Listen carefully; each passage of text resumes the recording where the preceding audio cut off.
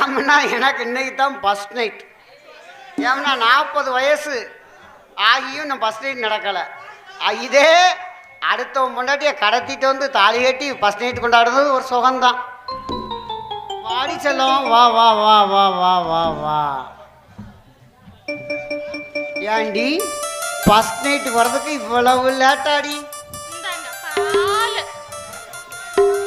என்னடி பால் திறந்துருக்கு? ஏன்னா பாலுக்கு பதில் தயிரை கொண்டு வந்திருக்கா? கொஞ்சம் லேட் ஆகி வந்தேன், அது பால் தயிரா திறந்துடுச்சு. ஓ, காரமா முடிச்சு போறவள. சரி வா, நம்ம ஃபர்ஸ்ட் நைட்டை கொண்டாடுவோம்.